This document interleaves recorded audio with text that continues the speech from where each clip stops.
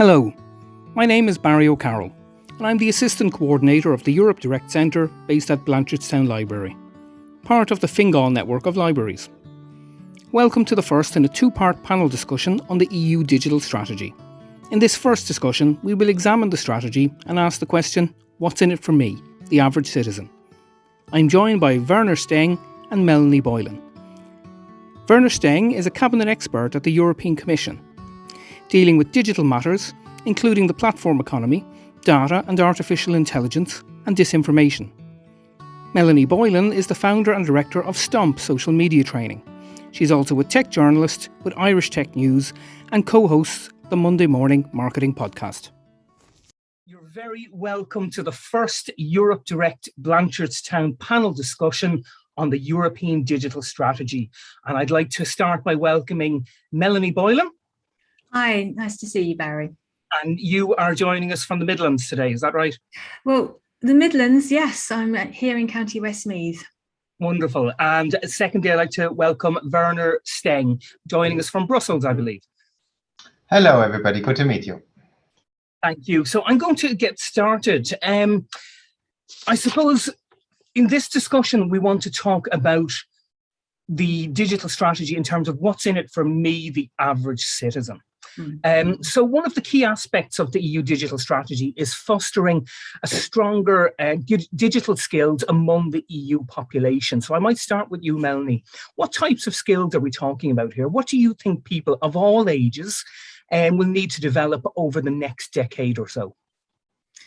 Well, to be quite honest with you, the majority of millennials and above already have a basic level of knowledge when it comes to digital skills.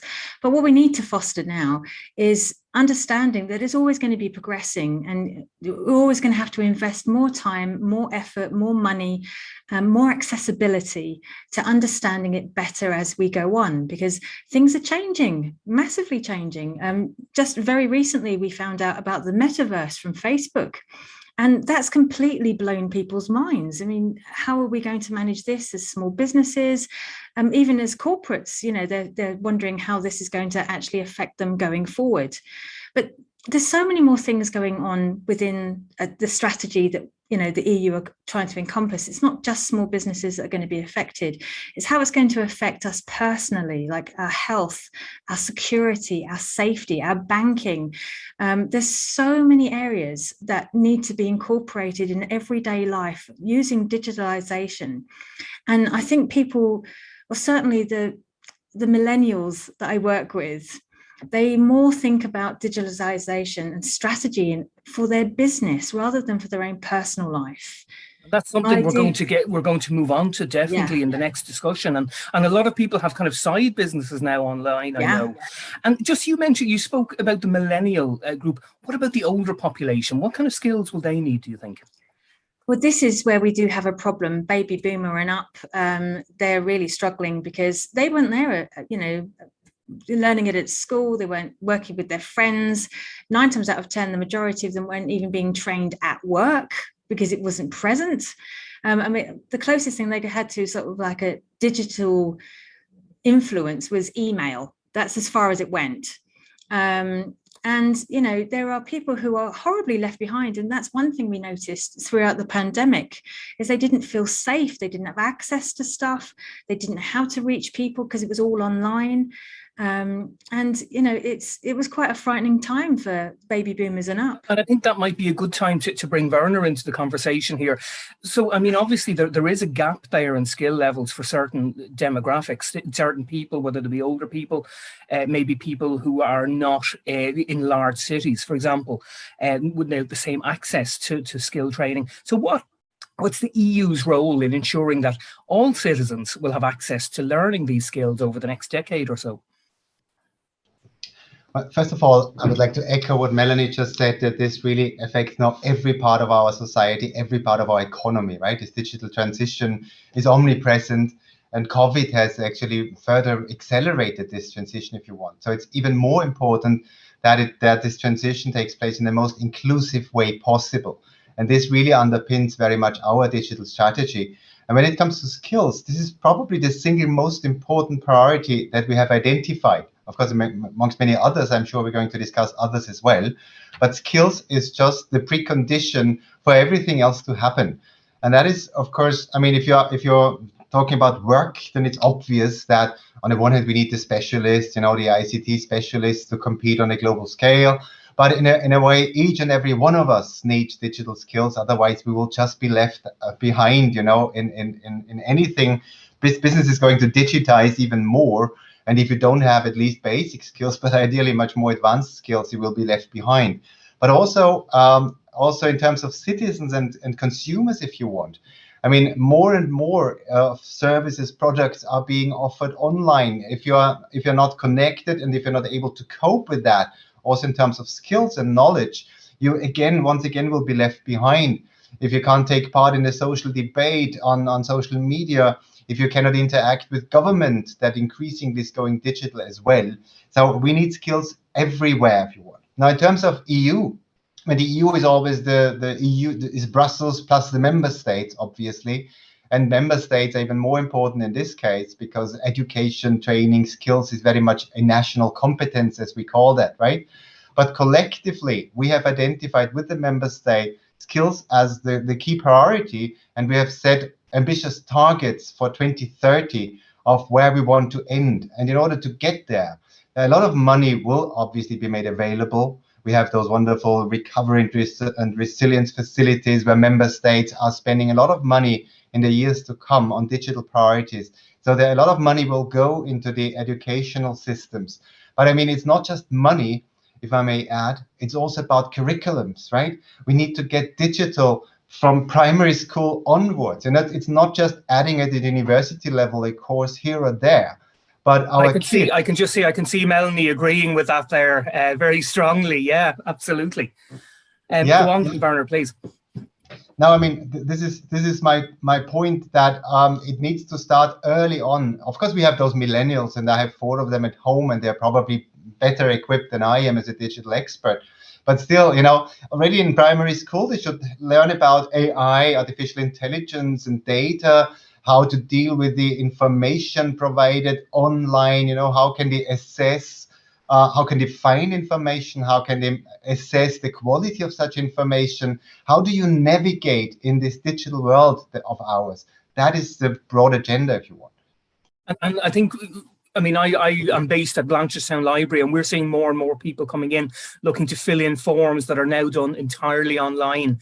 And a lot of people are having difficulty with that. So, I mean, I can absolutely see where you're coming from. Melanie, earlier you mentioned, I mean, some people have fears around the digitization, I suppose, of society. And one of those concerns, I suppose, security and data.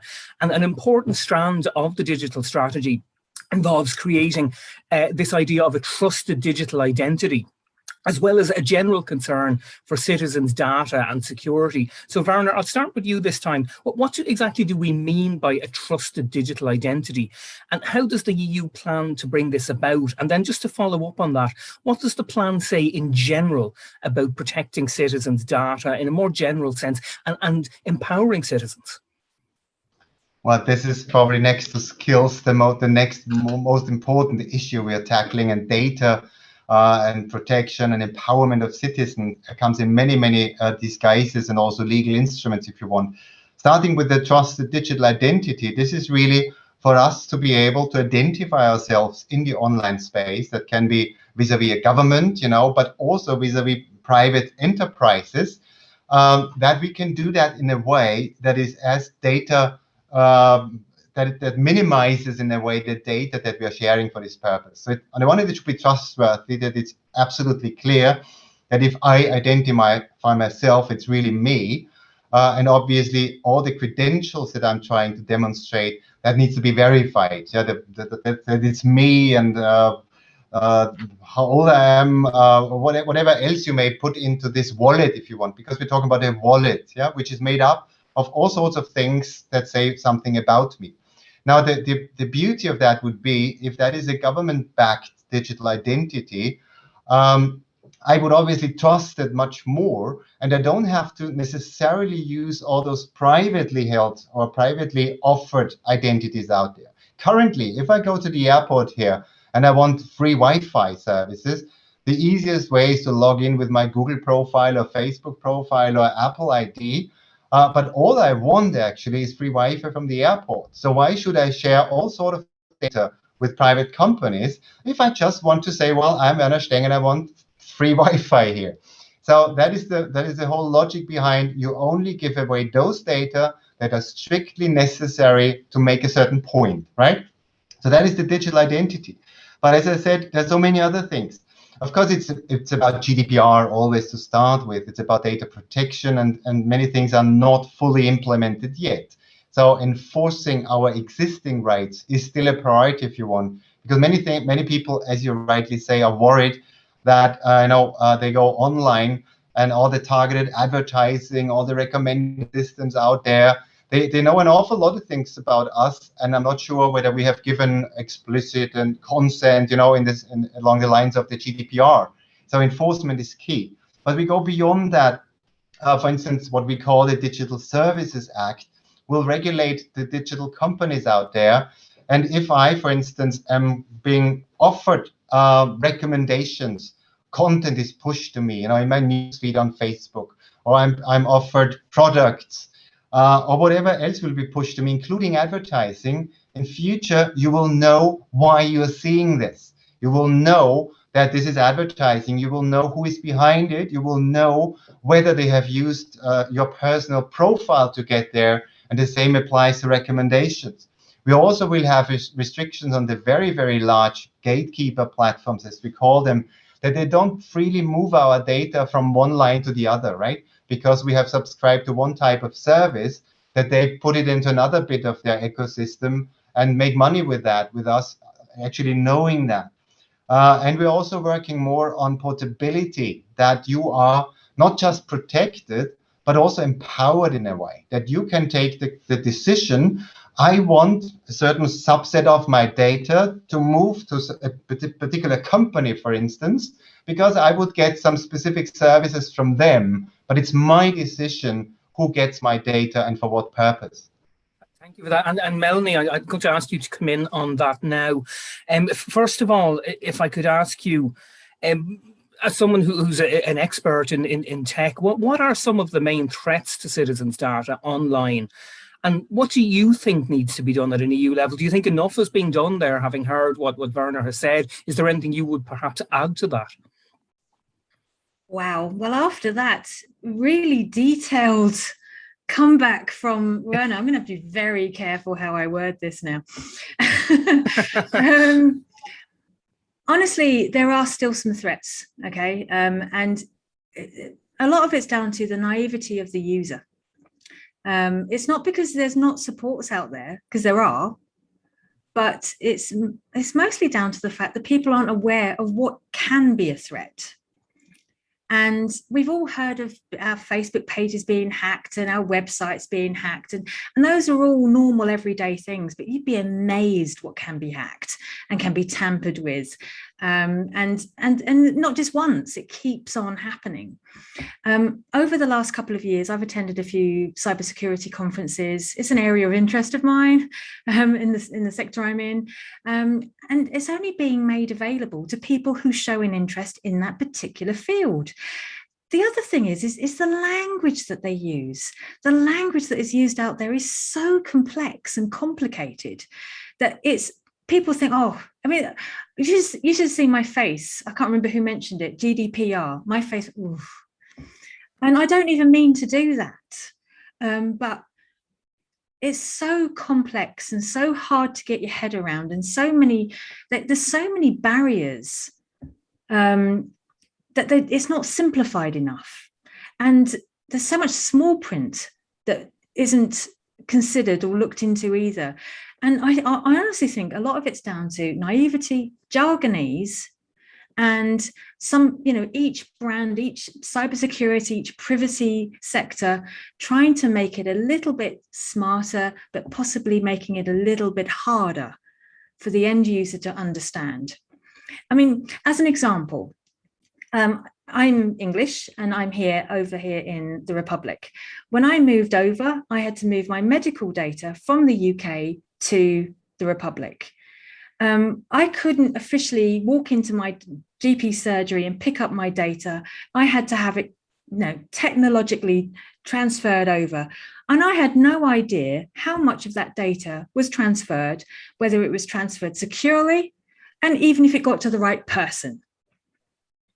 So I have no power, no control over my personal health data unless somebody tells me otherwise. And what needs to be done at an EU level in particular? Because I mean, I know the UK is no longer in the European Union, but I mean, it could be a transfer from Italy to France or from a non-EU country to an EU country. It's just as relevant. Yeah. So what needs to be done at that level? Number one, to protect that data and to make sure that companies and organizations are protecting data. And secondly, it kind of goes back to our first question of training, because you said often naivety of the user is a big issue. So if you'd like to continue on that. Well, ultimately, what I think the EU need to consider is that not everybody is at the same level they're at. Okay? Sometimes we forget what we know. And, well, I say sometimes, we frequently forget what we know. And we just assume people know how to access this information as we do. And they don't. Sometimes, the most basic concepts of getting food stamps, for example, unless you actually live in that area and understand how to access it, what forms you need to fill, who you need to speak to, you can't get them. So it could be something as basic as food stamps, something that helps you live day to day, but it's only accessible by using an online platform. People need support, and as I said, I see this every single day in the library system.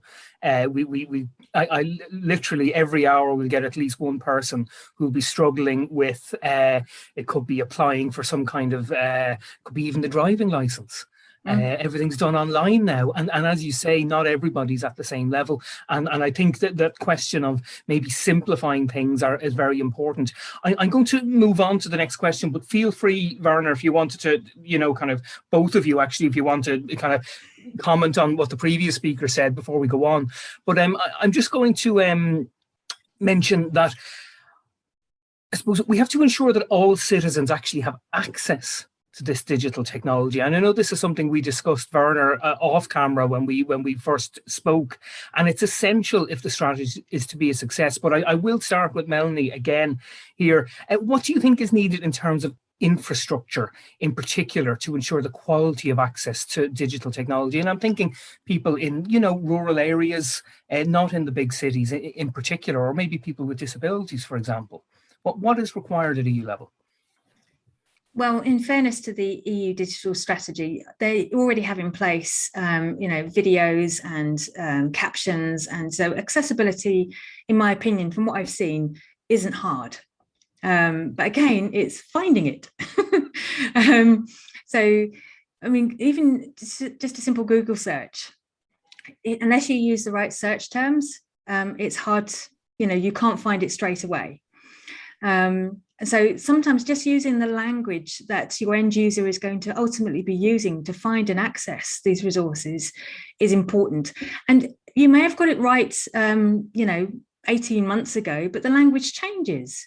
So using and getting better backlinks, using not just CAB, well-known established help and supports, but CAB, Citizens Advice Bureau, but also utilizing, other platforms, going to the Web Summit, going to places like that and talking to people, even at the higher echelons, because they'll have access to the normal user. Frankly, more likely they'll have more access to the normal user than the EU will, to be honest. But, simplify where possible and listen and learn from feedback. I do need to see more feedback forms. There's not as many as I would like to see out there. Again, doing searches, there wasn't many places where I could actually give feedback on particular services. But, it's not just educating the people, the absolute end users, it's the people around them. If you're blind or if you're immobile, you're going to probably have a carer. and that carer will be the one trying to access the services. So this is something that's we're doing a conference on the future of Europe at the moment with a disability group, and it's something that when I was running the first meeting, I hadn't realised. I said, "Oh, just click into the discussion room," and I'm forgetting that wasn't such an easy task for everybody at the meeting. And I think when it comes to infrastructure, that's something that we need to think about. Can I just go to Werner now and to ask about that infrastructure? What is the EU doing to make sure that digital technology is inclusive, that everyone has access to it? I'm thinking, and again, this is something we mentioned, people in more rural areas, whether it be in Ireland, whether it be in your native Austria, you mentioned some of the more mountainous areas where people can be quite isolated, or people with disabilities, as I found out recently. I had a lack in my skill base there. I discovered a gap when it came to dealing with people with disabilities. So if you could maybe come in on that, Werner. Yeah, indeed. In our private talk, I did refer to my 77-year-old mother living in the Austrian mountains. And there are several aspects coming together now that may make it more difficult for her to access digital technology. Now, being old and not seeing so well anymore may lead to some of those accessibility issues, where indeed we have also legislation in place, accessibility, Web Accessibility Act, or whatever it's called, to provide those interfaces for those that may be impaired in using the internet as you and I do. She would also be lacking the skills, we discussed that already, but she simply would not be able to navigate the internet. But she doesn't even have a computer, so the challenge doesn't even arise to her.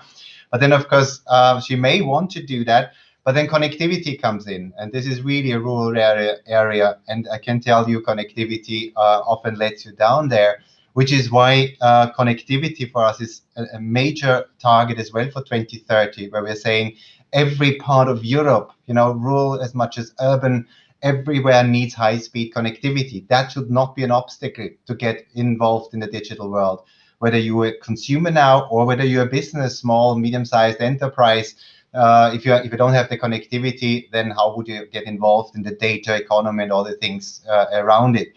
So it's connectivity, it's skills, it's web accessibility, but also building on what Melanie just said, it is also accessing then information on the internet as such.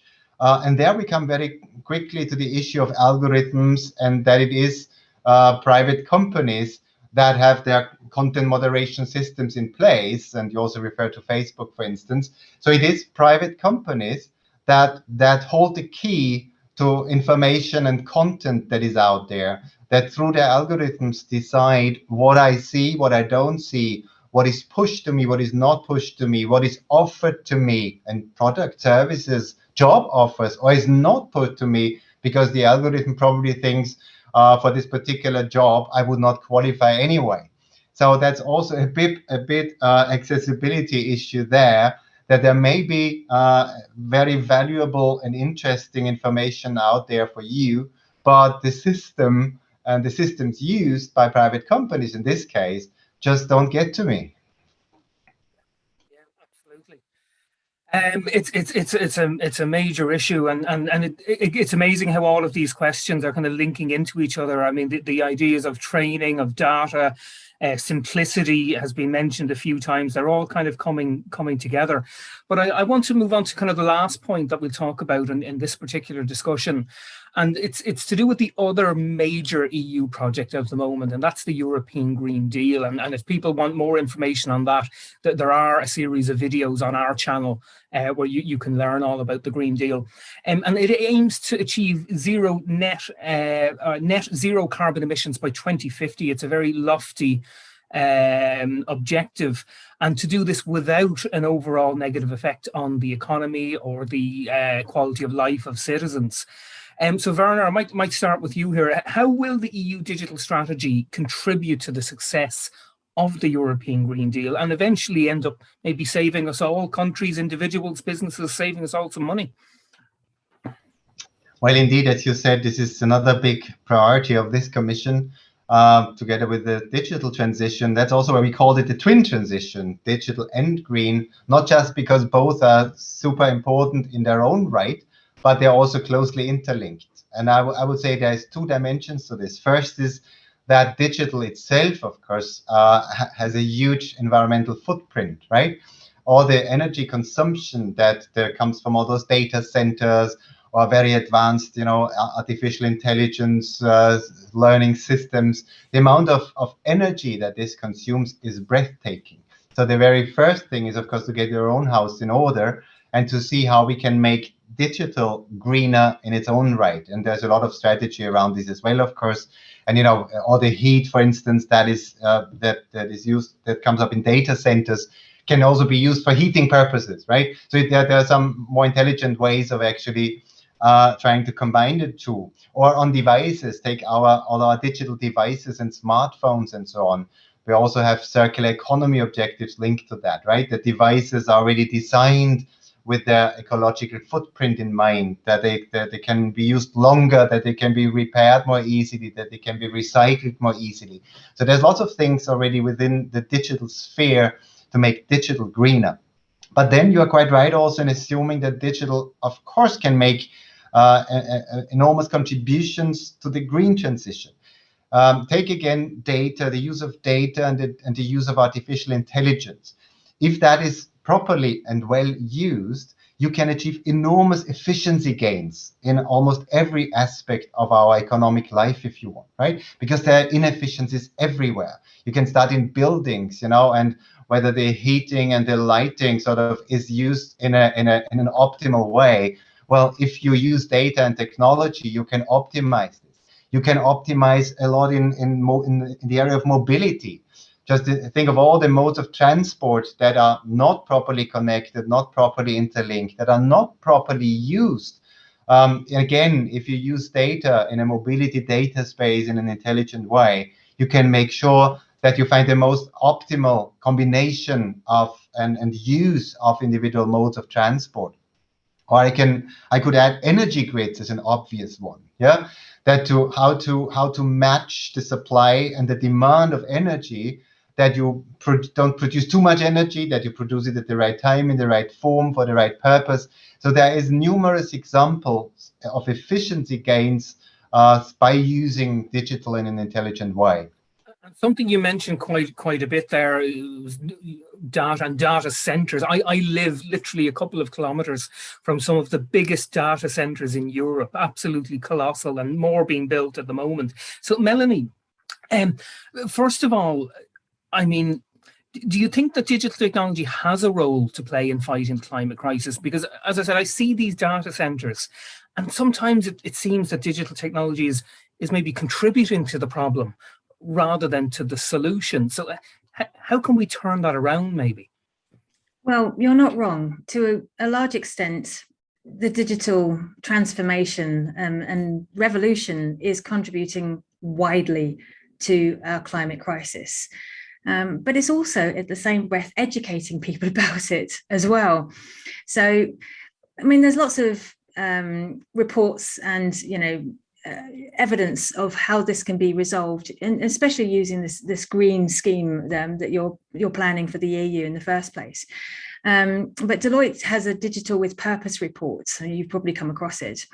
And it says that, I'm reading from here, there are reports out there that estimate that the ICT can reduce GHG emissions, contributing to climate change by 1.34 gigatons versus a business usual scenario by 2030.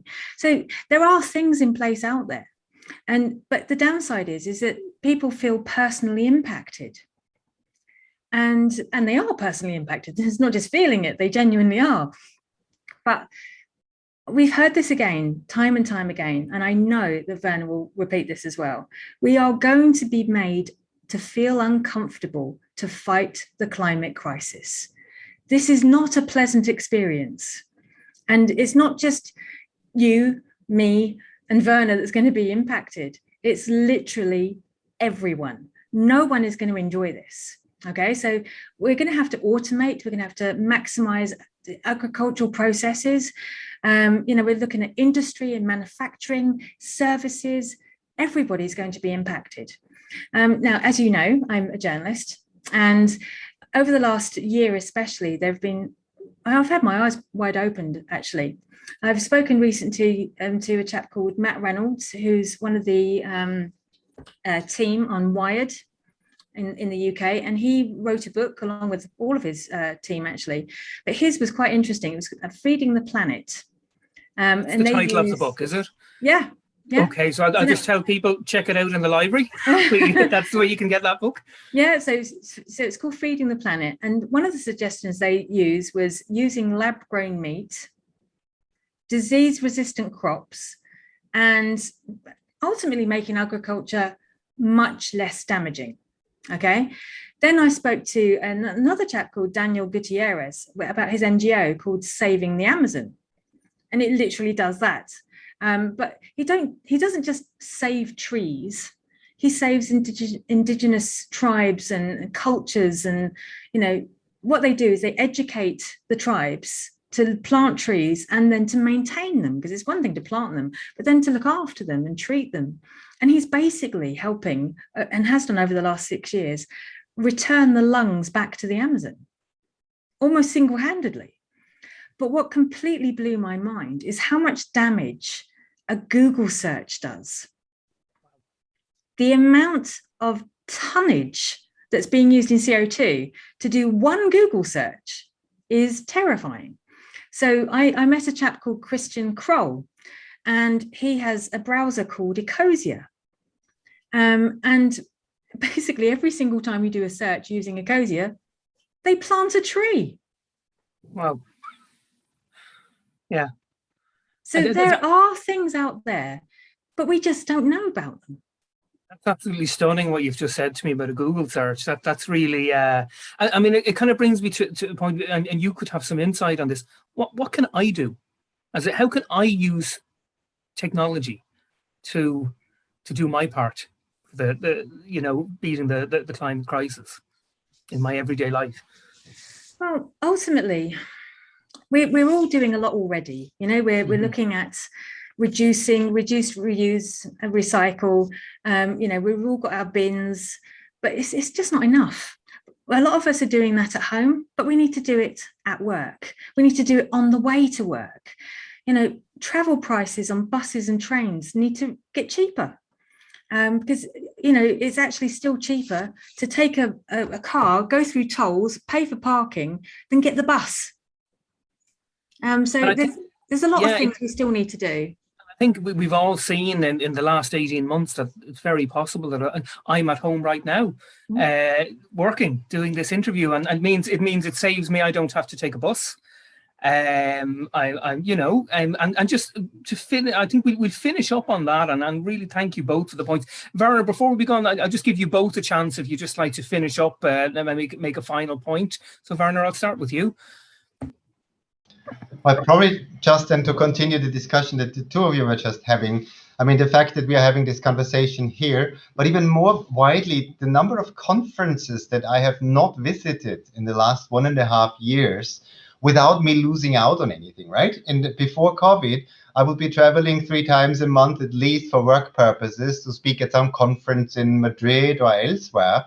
I would be driving to the airport, take a plane, go there, and with me, hundreds of other people. So these are the sort of things that we can perfectly do online, where actually digital helps us to reduce our ecological footprint, just as one practical example. And Melanie, would you like to have a final word there? Yeah, I have to agree with Werner there. I was a bit of a nightmare for traveling as well, because I'm an event journalist.